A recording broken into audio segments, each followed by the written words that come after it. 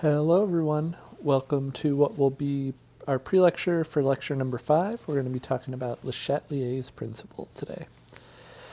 So Le Chatelier's principle states that, let's just start with what we know. We know that when a system is at equilibrium, there is a balance between our forward and our reverse reactions, and they are taking place at an equal rate. This is how we define something being at equilibrium. However, oftentimes, equilibrium systems will be stressed. They will have changes in temperature or pressure, or we will get the addition or subtraction of reactants or products, and that will make them not at equilibrium anymore. And so, generally speaking, we can summarize this principle with Le Chatelier's principle. And this says that if an equilibrium system is stressed, the system will experience a shift in response to the stress to reestablish the equilibrium.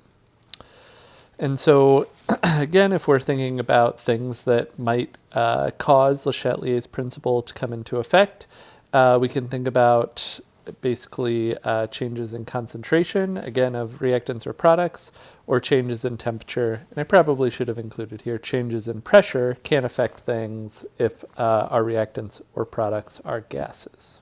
Okay, so let's take this out of just kind of the abstract and into a chemical system.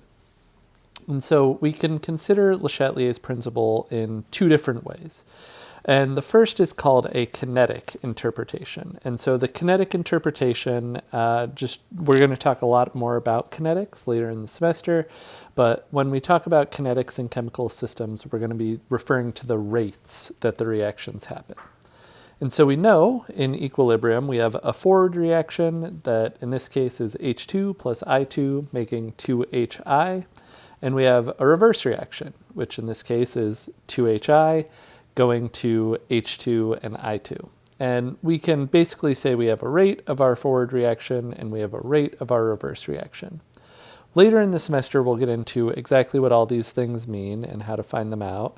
But the key thing to notice here is we have a rate, and on the other side, we can see that that rate is going to be dependent on the concentrations of the reactants for that reaction, right? So if we look at rate for our forward reaction, which is rate F here, we can tell that the rate is going to be dependent on our concentration of H2 and our concentration of I2. If we look at the reverse reaction, the rate of our reverse reaction is only dependent on the concentration of HI, okay?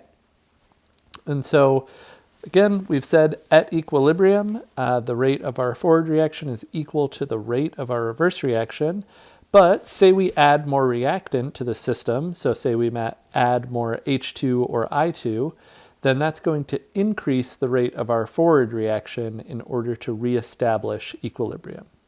That will also, as a consequence of that, lead to an increase in our product, which in this case is HI.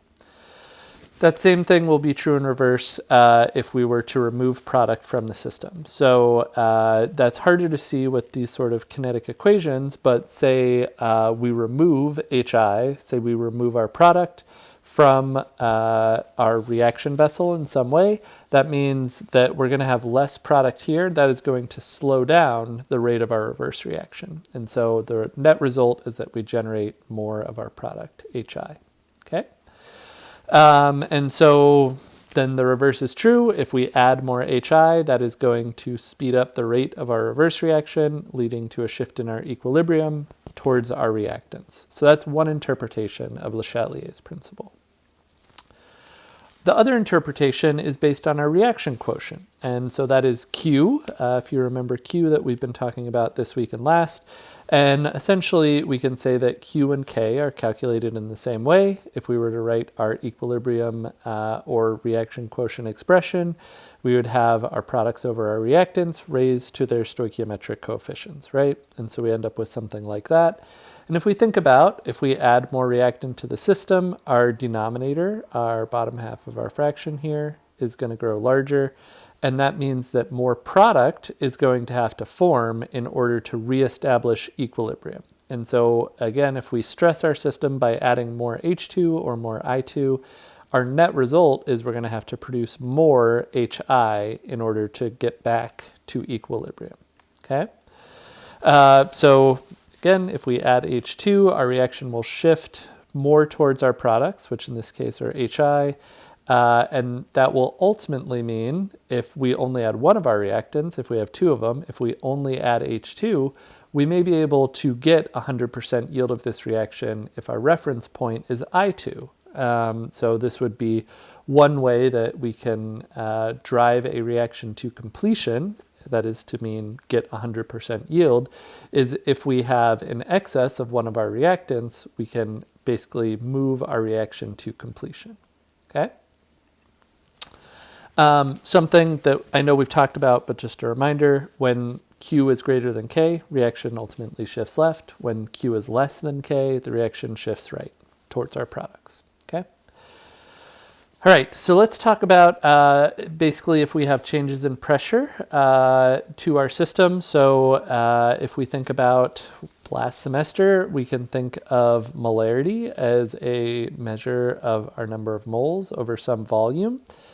A number of moles over some volume is also just a way we can rearrange PV equals nRT. And so this is basically a rearranged form of our ideal gas law that can also be equal to concentration. So let's consider a reaction where we have all these gases. In this situation, we have 2NO2 changing into 2NO and 1O2. And we can write our Kp expression, which is, as always, products over reactants raised to their stoichiometric coefficients. Let's say that we actually change the volume of our system. So we decrease our volume by 3 times because we know volume and pressure are inversely related. That is going to make our pressures for all of our gases 3 times larger.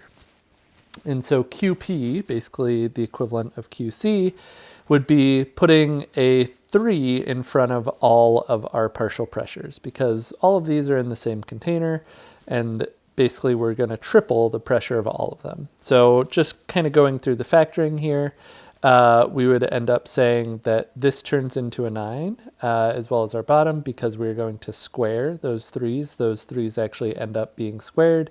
That's why they turn into 9's for our partial pressure of NO and our partial pressure of NO2 there. And then if we combine our 3 and our 9, that's just 27 over 9, divide that over 3.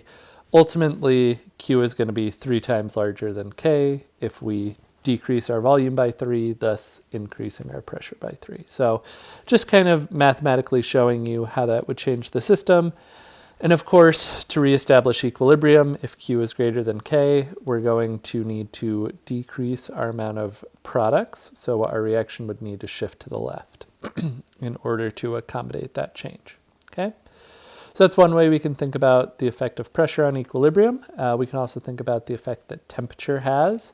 And so any constant K value that I've given you this semester is tied to a particular temperature. Most of the K values we're going to use this semester are measured at 25 degrees Celsius, but depending on a number of factors, we can basically change K depending on the temperature. This is derived from something called the Arrhenius equation that we'll talk about later in the semester.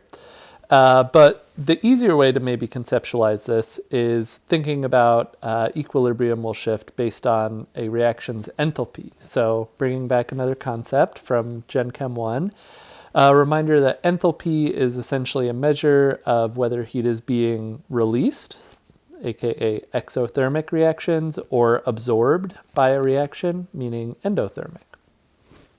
And so if we consider this reaction where we have N2O4 going to 2NO2, say I tell you this is an endothermic reaction, meaning that our enthalpy is positive, what we can do is actually consider heat to be a reactant there. So anything that's endothermic, we can consider heat to be a reactant. Anything that is exothermic would be a product. And so if we raise the temperature of this reaction, it's essentially the equivalent of adding more reactant. And so if we think about this as adding more reactant, we're going to cause a shift in our equilibrium to the right. And of course, if this were an exothermic reaction and we added heat to it, we're adding more product, we would drive our reaction to the left, okay? So hopefully that made some sense. If you do have any questions, of course, please do let me know. Otherwise, I will see you in class. Hope you have a great day.